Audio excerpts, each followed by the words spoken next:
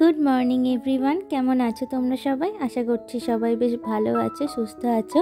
আমার নতুন একটা ব্লগ ভিডিওতে তোমাদের অনেক অনেক ওয়েলকাম।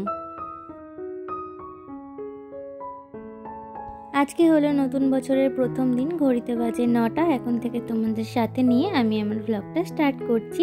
নতুন বছর সবারই ভালো কাটুক, আর আমিও চেষ্টা করব ভালোভাবে কাটানোর।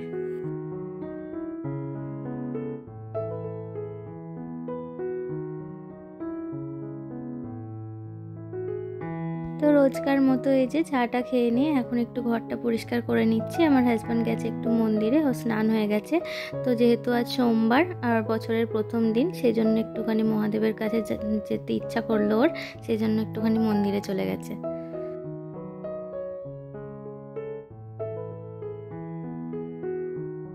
ও মন্দির থেকে চলে আসলো, তারপরে এই যে একটুখানি মুড়ি দিয়ে দিচ্ছে এখন। কালকে অনেকটা বাঁধাকপির সবজি ছিল, কালকে খিচুড়ি বানিয়েছিলাম, তো সবজিটা আর ভালো খাওয়া হয়নি। তো সেই জন্য ভাবলাম মুড়ি দিয়ে আজকে খেয়ে নিই। তো সেটা দিয়ে আজকে ওকে একটুখানি মুড়ি দিয়ে দিচ্ছি।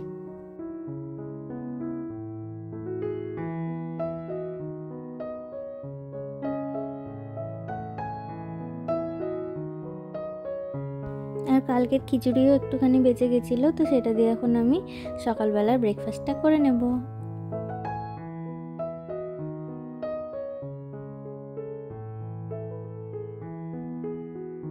এই যে স্নান করে চলে আসলাম, আর এর মধ্যে আমার হাজব্যান্ডও বাজার করে নিয়ে চলে এসছে। পুজোটা করে নিয়ে তারপর বাজারগুলো বার করব, দেন তারপরে রান্না করব।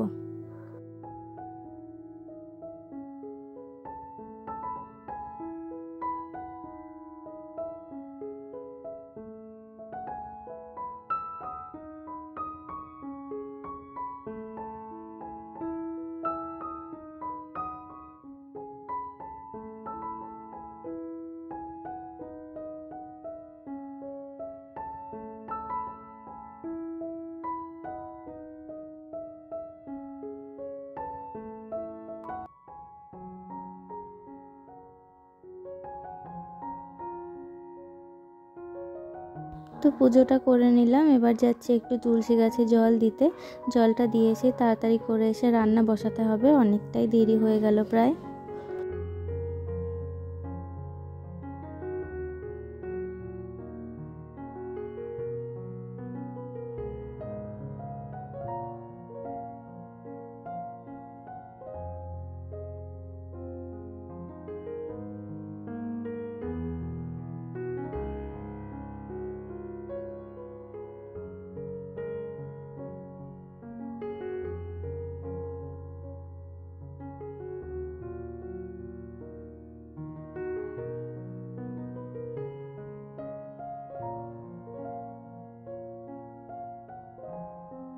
বাজারগুলো ঢেলে নিলাম। এই যে চিকেন নিয়ে এসছে আর ছোট ছোট মাছ নিয়ে এসছে। এই মাছগুলো এখন আর বাছবো না, রেখে দেবো ফ্রিজের মধ্যে, কারণ খুব ঠান্ডা লাগছে, এখন আর বাছবো না, পরে বেছে নেব।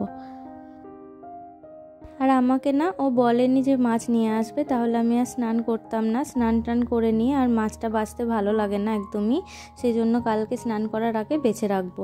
এখন এইভাবেই ঢাকা দিয়ে রেখে দেবো ফ্রিজের মধ্যে।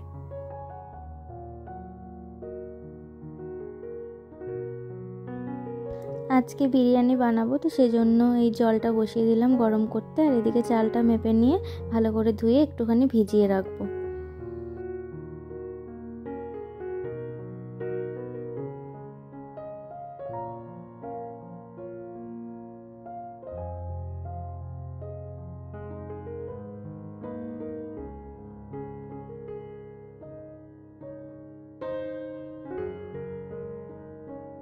এদিকে চিকেনটা প্রায় আমার অর্ধেক হয়ে গেছে। আমি চিকেনটা যখন অর্ধেক হয়ে যায় তখনই ভাতটা বসাই, না হলে যেন আমার মনে হয় ভাতটা করে রেখে দিলে গলে যায়। তো একদম গরম গরম নামিয়ে তারপর আমি দমে বসিয়ে দিই।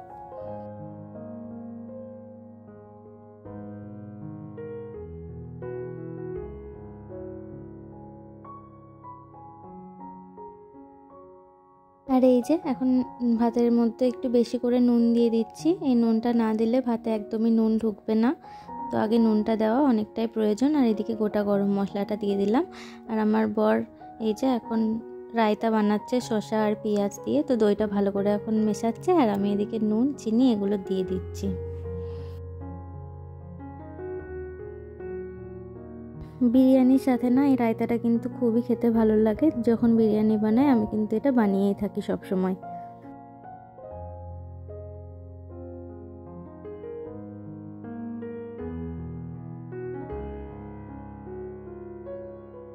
সব কমপ্লিট মাংস রান্না। এই যে বিরিয়ানিটা এখন আমি দম দিতে বসাবো, তো সেই জন্য আগে কড়াইয়ের মধ্যে একটুখানি ঘি দিয়ে দিলাম। তারপরে অর্ধেকটা ভাত দিয়ে আমি দুটোই লেয়ার করব, বেশি লেয়ার করব না, কারণ অল্পই বিরিয়ানি সেজন্য। তো এখন আমি মাংসগুলো দিয়ে তারপরে এক একটা লেয়ার করব।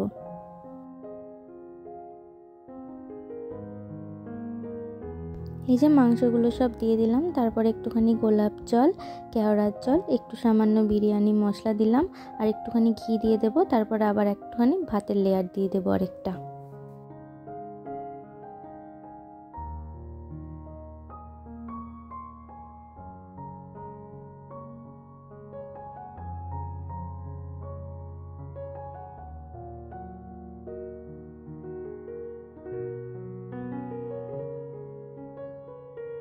ব্যাস হয়ে গেছে, ভাতটা দিয়ে দিলাম। এবার ভাতের উপর আরেকবার একটু করে গোলাপ জল, কেওড়ার জল আর একটু বিরিয়ানি মশলা দিয়ে দেবো, আর একটুখানি ঘি দিয়ে দেবো, যাতে ওপরের ভাতটাও ভালো করে মশলাটা চলে যায়।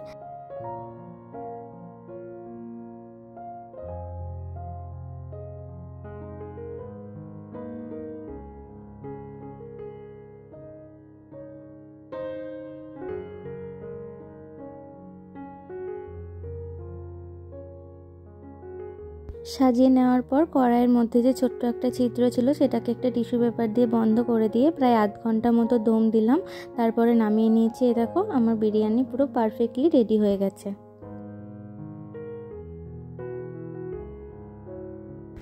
তো এতটাই সেন্ট বেরিয়েছে, আমার মেয়ে আর থাকতে পারছে না। তো ওকে আমি আগে খাবারটা বেড়ে দিচ্ছি, তারপরে ওর বাবার আমি একটুখানি পরে খাবো।